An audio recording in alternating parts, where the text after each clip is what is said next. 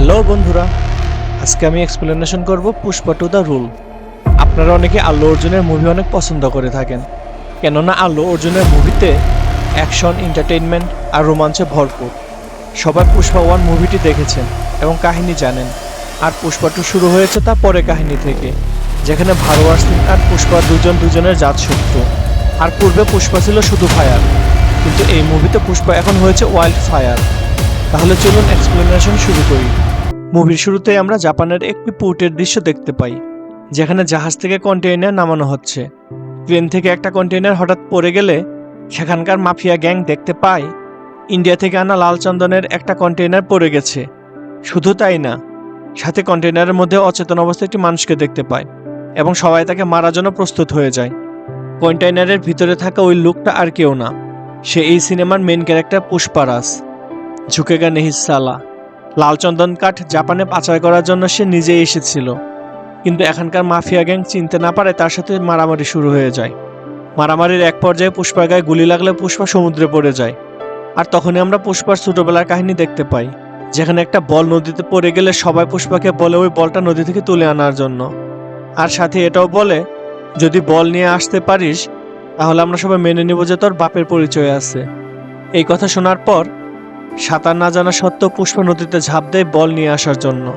পুষ্পা পানির গভীরে তলিয়ে যেতে থাকে, আর হঠাৎ পুষ্পার ঘুম ভেঙে যায়। তার মানে এতক্ষণ পুষ্পা স্বপ্ন দেখছিল, আর এই স্বপ্নের বাস্তবায়ন হবে এই মুভিতে।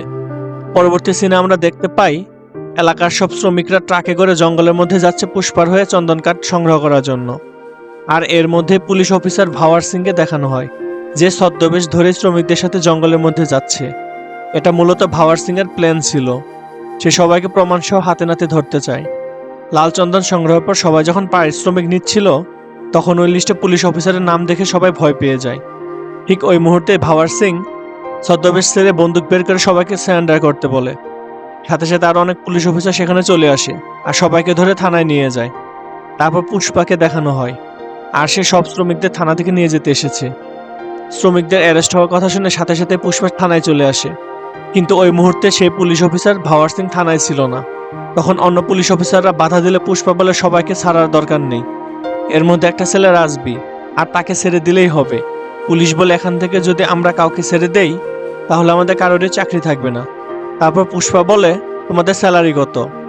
তোমাদের সবার রিটায়ারমেন্ট হওয়া পর্যন্ত যত টাকা স্যালারি হয় আমি তোমাদের এখনই দিয়ে দেব। আর এভাবেই থানা সব পুলিশ অফিসারদের তাদের সারা জীবনের স্যালারি টাকা দিয়ে ইনস্ট্যান্ট রিটায়ার করতে বাধ্য করে। তারপর ধরে নিয়ে আসা সকলকে থানা থেকে নিয়ে চলে যায়। ভাওয়ার সিং থানায় আসার পর দেখতে পারে থানায় আসামি আর পুলিশ কেউই নেই। এটা দেখে সে অনেক অবাক হয়ে যায়, কিন্তু শুধুমাত্র একজন কনস্টেবলকে সে দেখতে পায়। তাকে দেখে ভাওয়ার সিং একটু খুশি হয়ে যায় আর ভাবে, যাক একজন তো আছে। কিন্তু কনস্টেবল বলে, আমি রিটায়ারমেন্ট অলরেডি নিয়েছি, আপনাকে থানা চাবি দেওয়ার জন্যই অপেক্ষা করছিলাম। এটা শুনে ভাওয়ার সিং আর অনেক বেশি রেগে যায়। এর পরের দিন পুষ্পা সিত্তাপ্পাকে সাথে নিয়ে রওনা দেয় সেন্ট্রাল মিনিস্টারের সাথে দেখা করার জন্য। যাওয়ার আগে পুষ্পার বউ শ্রীবাল্লি বলে সে যেন অবশ্যই সিএম এর সাথে একটা ছবি তুলে নিয়ে আসে, আর সেই ছবি শ্রীবাল্লি অনেক বড় করে ঘরের মধ্যে টানিয়ে রাখবে। পুষ্পা আর যাই করুক বউয়ের কথা কখনোই অমান্য করে না, আর শ্রীবাল্লিকে প্রমিস করে যে সে অবশ্যই মিনিস্টারের সাথে ছবি তুলে নিয়ে আসবে। কিন্তু সেখানে যাওয়ার পর সবকিছু উল্টো হয়ে যায়।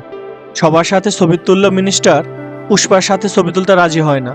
তারপর পুষ্পা বলে যে আমার বউয়ের খুব ইচ্ছে যে আমি যেন আপনার সাথে একটা ছবি তুলি। তখন মিনিস্টার বলে, তুমি আমার দলের জন্য ফান্ডিং করো ঠিক আছে, কিন্তু তোমার মতো একটা স্মাগলারের সাথে আমি কখনোই ছবি তুলতে পারি না, তাহলে মিনিস্টার হিসেবে আমার মান সম্মান থাকবে না।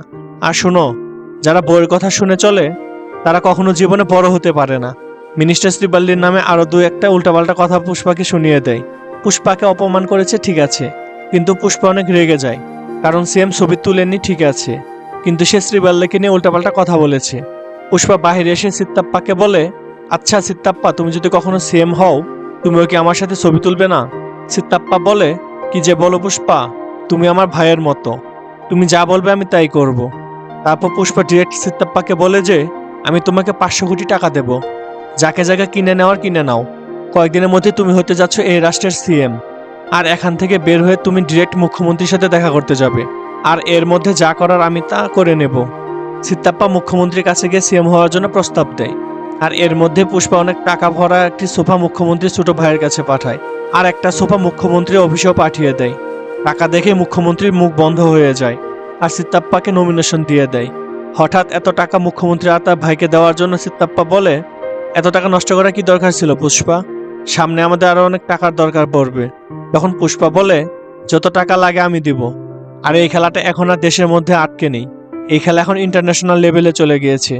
আগে পুষ্পা লাল চন্দন কাঠ 1.5 কোটি টাকার টনে বিক্রি করতে মুরুব্বনের কাছে, কিন্তু পুষ্পা যদি এই চন্দন কাঠ ডিরেক্ট কোনো দেশের বাইরে বিক্রি করতে পারে, তাহলে প্রতি টনে 1.5 কোটি টাকা থেকে 2.5 কোটি টাকা সেল করতে পারবে। আর সে ডিল করার জন্য পুষ্পা একজন ইন্টারন্যাশনাল মাফিয়ার সাথে দেখা করতে আসে। মাফিয়া পুষ্পাকে দেখে ছোটমোটো স্মাগলার মনে করে আর ভাবে হয়তো 2-1 টন চন্দন কাঠের ডিল করার জন্য সে এসেছে। কিন্তু পুষ্পা বলে, আমি তোমাকে 2000 টন চন্দন কাঠ দিব। এটা শুনে ডিলার অবাক হয়ে যায়, কেননা 2000 টন চন্দন কাঠের বাজার মূল্য 5000 কোটি টাকার বেশি। সবথেকে বড় চ্যালেঞ্জ হলো, এমনিতে পুলিশ ভাওয়ার সিং শকুনের মতো পুষ্পার পিছনে লেগে আছে, কিন্তু সবার চোখ ফাঁকি দিয়ে 2000 টন চন্দন কাঠ বিদেশে পাঠানো খুব একটা সহজ কাজ হবে না। পুষ্পা পুরো ইন্ডিয়ার সব জায়গায় ছোট ছোট ডিলারদের কাছে কল করে এবং বলে যার কাছে যত চন্দন কাঠ আছে সবগুলো যেন পুষ্পাকে দেয়। আর এর মধ্যেই আবির্ভাব ঘটে মঙ্গল সিনহা আর তার বউয়ের। পুষ্পা সিনেমার প্রথম পার্টে এই মঙ্গল সিনহর বিজনেসটাই পুষ্পা দখল করে নেয় আর সিনহর শালাকেও মেরে ফেলে। সেই দিক থেকে মঙ্গল সিনহা আর তার বউয়ের প্রধান শত্রুই হচ্ছে পুষ্পা।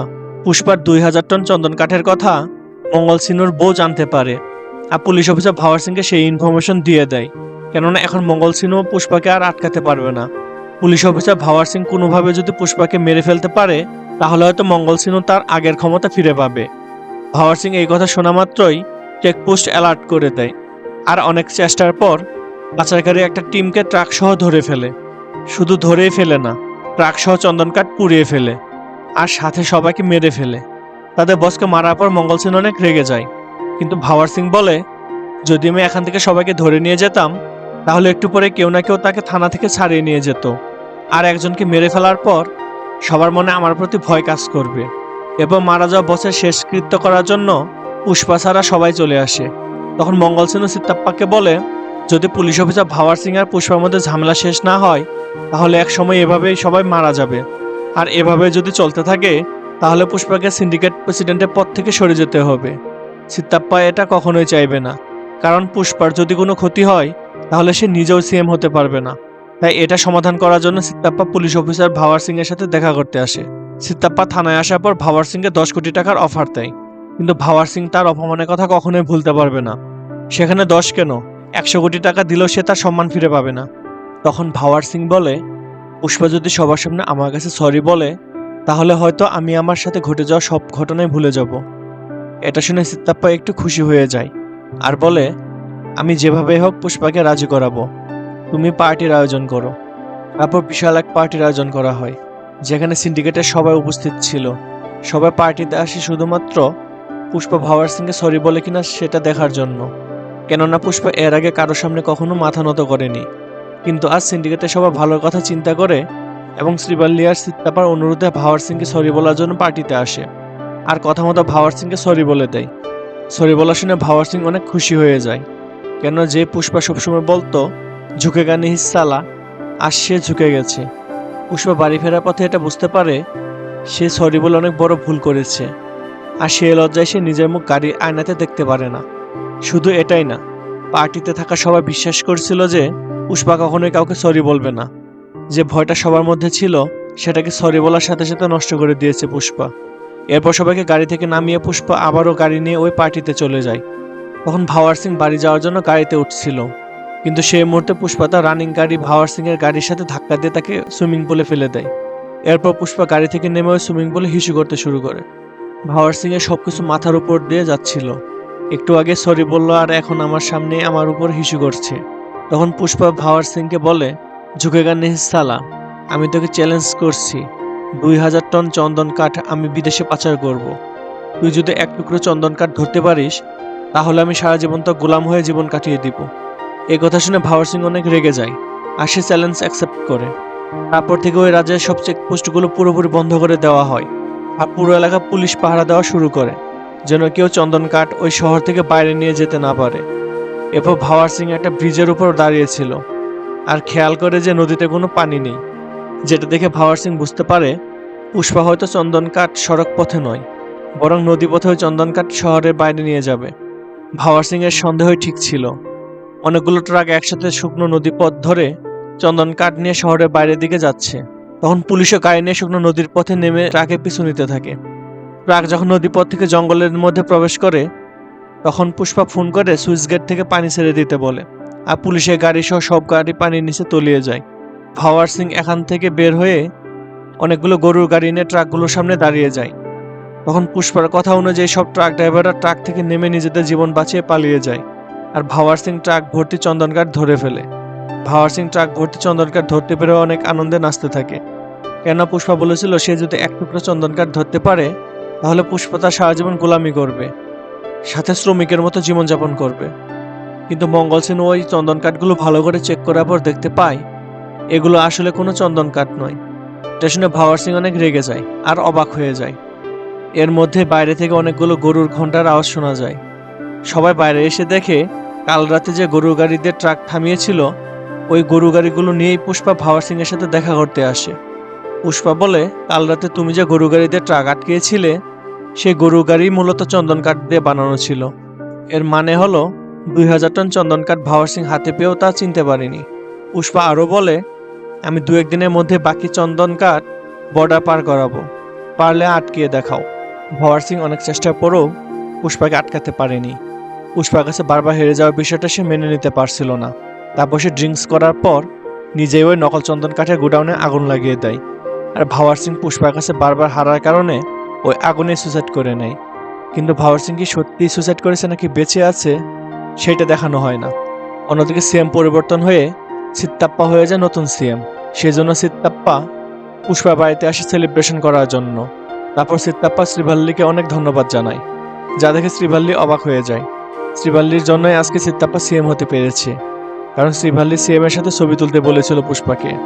আগের সিএম ছবি তুলতে রাজি হয় না, তাই পুষ্পা তার বইয়ের ইচ্ছে পূরণের জন্য সিত্তাপ্পাকেই সিএম বানিয়ে তার সাথে ছবি তুলেছে, কেননা আজকে শ্রীভাল্লির জন্মদিন আর এটা তার বার্থডে গিফট। অন্যদিকে সিত্তাপ্পা শুধু নামে মাত্র সিএম ছিল, কিন্তু সবকিছু পুষ্পার ইচ্ছে অনুযায়ী চলতে থাকে, কারণ পুষ্পাই হচ্ছে কিং মেকার। হঠাৎ একদিন পুষ্পার সৎ ভাই মুরল্লির বউ এসে কান্না করতে থাকে, কেননা কেউ তাদের মেয়ে কাবেরীকে কিডন্যাপ করে নিয়ে গেছে। কাবেরী পুষ্পাকে সবসময় কাকা বলে ডাকতো, আর পুষ্পা অনেক আদর করত।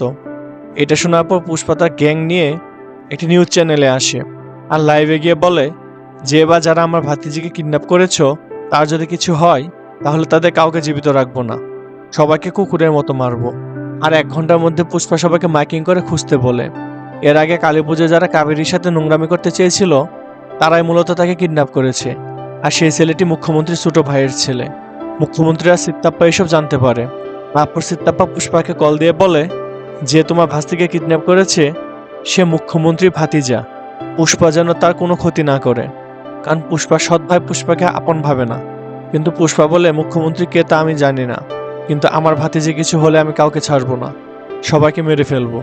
অন্যদিকে টিভিতে নিউজ দেখার পর ওই মুখ্যমন্ত্রী ভাতিজা পুষ্পাকে কল করে আর বলে, তোমার ভাতিজিকে বাঁচাতে চাইলে 10 কোটি টাকা নিয়ে আমার বলা ঠিকানায় একা চলে আসো। তারপর পুষ্পা হেলিকপ্টার নিয়ে সেখানে চলে আসে। পুষ্পা তাদের দিকে বন্দুক তাক করে বলে, আমি জানি তুই মুখ্যমন্ত্রী ভাইয়ের ছেলে, শুধুমাত্র টাকার জন্য তুই কাবেরীকে কিডন্যাপ করিসনি, সেটা আমি বুঝে গেছি। তুই চাইলে আমাকে মেরে প্রতিশোধ নে, কিন্তু কাবেরীকে ছেড়ে দে। তারপর সবাই মিলে পুষ্পা হাত পা বেঁধে তাকে প্রচুর মারতে থাকে। পুষ্পা তার ভাতিজির জন্য সবকিছু সহ্য করে যাচ্ছিল, কিন্তু যখন তারা কাবেরীকে রেপ করার চেষ্টা করে তারপর পুষ্পা এক ভয়ঙ্কর মৃত্যুতাণ্ডব শুরু করে। হাত পা বাঁধা অবস্থায় পুষ্পা সবাইকে কামড় দিয়ে মারতে শুরু করে। এইভাবে মারার পর যখন পুষ্পা তার বাঁধন খুলতে পারে তারপর শুরু করে কুপাকুপি। আল্লু অর্জুনের এমন অ্যাকশন সিন এটাই প্রথম। টানা 10 মিনিটে ফাইট সিন দেখানো হয়। তারপর পুষ্পা মুখ্যমন্ত্রীর ছোট ভাই আর তার ছেলেকে মেরে কাবেরীকে উদ্ধার করে। পরের দিন পুষ্পার সৎ ভাই মুরলী তাদের বাড়িতে আসে আর এত বছরের সব ভুলের জন্য তার মায়ের কাছে ক্ষমা চায়, আর পুষ্পাকে নিজের ছোট ভাই বলে স্বীকৃতি দেয়। মুরলী পুষ্পার মাকে বলে, আপনারাই আমার পরিবার, কালকে আমার মেয়ের বিয়ে, আর প্রথম কার্ড আপনাকে দিলাম। পুষ্পা না আসলে কাবেরী বিয়ের পিড়িতে বসবে না। শ্রীভাল্লি ওই বিয়ের কার্ড নিয়ে পুষ্পাকে দেখায়, যেখানে পুষ্পার নামের পাশে তার বংশ পরিচয় বা টাইটেল লেখা ছিল। কার্ড দেখার পর পুষ্পা অনেক ইমোশনাল হয়ে যায় আর কান্না করে। পরের দিন পুষ্পা তার পরিবার নিয়ে বিয়েতে যায়, যেখানে তার 2 ভাই তাকে জড়িয়ে ধরে কান্না করে। কিন্তু অন্যদিকে মুখ্যমন্ত্রী তার ভাই আর ভাতিজার মৃত্যুতে অনেক ভেঙে পড়ে। আবার শেষকৃত্যে সবাই আসলেও পুষ্পা আসে না। তা দেখে মুখ্যমন্ত্রী আরও রেগে যায়। তারপর সেখানে একজন ফুলের তোড়া নিয়ে আসে, যেখানে কঙ্কালের মুখোশ ছিল। অন্যদিকে দেখানো হয় ওই একই রকম ফুলের তোড়া কাবেরীর বিয়েতেও কেউ রেখে গেছে। তারপর পাহাড়ের উপর একজন লোককে দেখানো হয়, যার হাতে একটি রিমোট ছিল। রিমোট প্রেস করতে ওই বিয়ের আসর ব্লাস্ট হয়ে যায়, যেখানে বিয়ের আসরে পুষ্পা পুরো ফ্যামিলি ছিল। আর এখানে মুভিটি শেষ হয়। আর পুষ্পা 3 র্যাম্পেজের টাইটেল দেখানো হয়। এর মানে খুব তাড়াতাড়ি পুষ্পা 3 দেখতে পারবো। মুভিটি কেমন লেগেছে কমেন্ট করে জানাবেন। আর আমার চ্যানেলে নতুন হয়ে থাকলে চ্যানেলটি সাবস্ক্রাইব করে দিবেন। ধন্যবাদ।